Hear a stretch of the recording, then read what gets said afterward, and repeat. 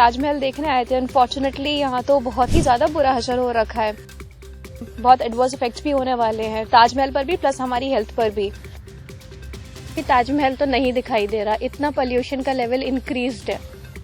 টানা 3 দিন ধরে মারাত্মক পর্যায়ে ঘোরাফেরা করছে দিল্লির বাতাসের গুণগত মান। শনিবারেও সেই ছবির কোনো হেরফের হলো না। ঘন ধোঁয়াশার চাদরে ঢাকা পড়ল রাজধানী।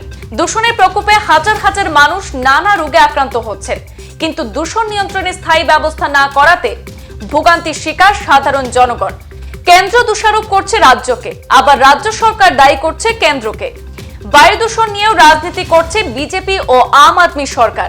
এভাবে দুটি সরকারের বিরুদ্ধে তোপ দাগেন দিল্লি প্রদেশ কংগ্রেস কমিটির সভাপতি অরবিন্দর সিং লাভলি। বলেন, দূষণের হাত থেকে রাজ্যকে বাঁচাতে রাজ্য ও কেন্দ্র উভয় সরকারকে সারা বছর দূষণ নিয়ন্ত্রণের জন্য কাজ করতে হবে।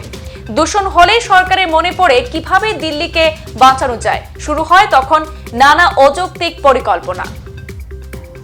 তবে বাতাসের গতি একটু বাড়ায় দূষণের মাত্রা আগের দিনের তুলনায় সামান্য উন্নতি হয়েছে বলে দাবি করা হয়েছে।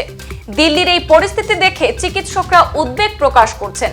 অনেক চিকিৎসকেরই আশঙ্কা, এই পরিস্থিতি বজায় থাকলে বয়স্ক এবং শিশুদের মধ্যে শ্বাসকষ্ট এবং চোখের সমস্যা বাড়বে। তাই এই সময়ে বিভিন্ন সতর্কতামূলক পদক্ষেপ গ্রহণ করার পরামর্শ দেওয়া হচ্ছে দিল্লিবাসীকে। বায়ু দূষণ ঠেকাতে উইন্টার অ্যাকশন প্ল্যানের আওতায় বেশ কিছু পদক্ষেপ করেছে দিল্লি পুর নিগম। দূষণ প্রতিরোধের জন্য প্রয়োজনীয় পদক্ষেপ গ্রহণ করতে এবং নজরদারি চালাতে 52টি দল গঠন করে রাজধানী দিল্লি বিভিন্ন এলাকায় মোতায়েন করেছেন তারা। पोल्यूशन जितना एक्सपेक्ट किया था उससे ज्यादा ही है। यहाँ पर हम लोग ताजमहल देखने आए थे। अनफॉर्चुनेटली यहाँ तो बहुत ही ज्यादा बुरा असर हो रखा है। Like I don't know what's gonna happen, but बहुत एडवर्स इफेक्ट्स भी होने वाले हैं ताजमहल पर भी प्लस हमारी हेल्थ पर भी। So this thing is really needed to be taken up by the government. अभी तो पहले से ज्यादा पोल्यूशन बहुत इंक्रीज्ड है, क्योंकि ट्रीज भी कट हो रहे हैं और ट्रीज कट होने की वजह से पोल्यूशन का लेवल इंक्रीज हो रहा है।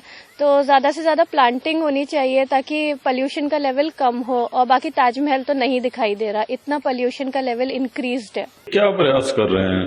मतलब हर बार जब पोल्यूशन आता है कह देते हैं कंस्ट्रक्शन बंद कर दो,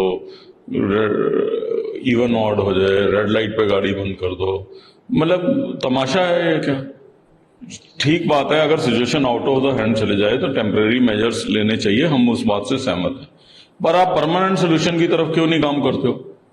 2 दिन, और आपको पता है जब चीजें आपके कंट्रोल से बाहर हो रही हैं तो आप 15 दिन पहले ही फिर कंस्ट्रक्शन बंद कर देते ताकि लोगों को इस स्थिति का सामना ही नहीं करना पड़ता। आज लोग बीमार हो रहे हैं, बूढ़े लोगों के लिए, छोटे बच्चों के लिए कितनी दिक्कत हो रही है। बिल्कुल जब गले के ऊपर तलवार आती है तभी आपको काम करना है। 2 दिन पहले तो मुख्यमंत्री जी और अन्य लोग जो हैं दूसरे स्टेटों में कैंपेन के लिए घूम रहे हैं और दिल्ली में पोल्यूशन हो रहा है। तो अपनी जिम्मेवारी हाँ जरूरी है कि कहीं अगर ये पूरा साल काम करें। और केंद्र की सरकार को मैं कहना चाहता हूं कि 9 साल हो गए केंद्र की सरकार को। दिल्ली के अंदर क्या कोई नया मोड ऑफ ट्रांसपोर्ट इंट्रोड्यूस किया उन्होंने? हम मेट्रो शुरू कर गए थे, वहीं की वहीं रुकी हुई है। हमने मोनो रेल के टेंडर किए थे, उसको ये स्क्रैप कर गए।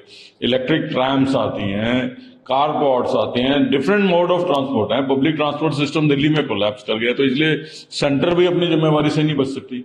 और दूसरा, पूरे के पूरे एनसीआर में प्रॉब्लम है।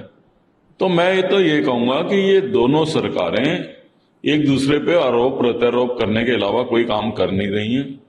और आप सारा ऑनस जो है पब्लिक पे डाल रहे हो कि जब आपकी नालायकी की वजह से सिचुएशन बाहर गई, अब आप कह रहे हो जी कंस्ट्रक्शन भी बंद, स्कूल भी बंद, गाड़ियां भी बंद, कमर्शियल एक्टिविटी भी बंद। ठीक बात है, हम समझ रहे हैं कि सिचुएशन इतनी खराब हो गई है, आपके पास अभी कोई ऑप्शन नहीं है। लेकिन आपने हर साल का तमाशा बना दिया है, आप अपना काम करते नहीं और सारा ऑनर्स पब्लिक के ऊपर डाल देते हो। तो अब समय आ गया है कि इन दोनों सरकारों को एक्ट करना चाहिए, परमानेंट सोल्यूशन निकालना चाहिए। कांग्रेस इस मुद्दे पे राजनीति नहीं करना चाहती, हम इनको कंक्रीट सजेशंस भी देने की जरूरत है। मैं तो एलजी साहब से अपील करूंगा कि ऑल पॉलिटिकल पार्टीज की एक मीटिंग बुलाएं। अब जरूरी नहीं है कि जो लोग सरकार में बैठे हैं अगर वो अपना दिमाग नहीं लगा पा रहे, उनके पास आइडियाज की कमी है, तो जो लोग सरकार से बाहर हैं और जिनको सरकार चलाने का एक्सपीरियंस है वो शायद इन दोनों पार्टियों के नेताओं से ज्यादा बेहतर सजेशन दे सकते हैं दिल्ली को ठीक करने के लिए।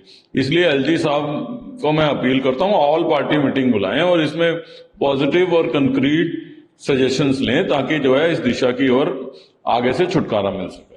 সংবাদ এই পর্যন্তই, ফিরছি পরবর্তী অন্যান্য আপডেট নিয়ে। ধন্যবাদ।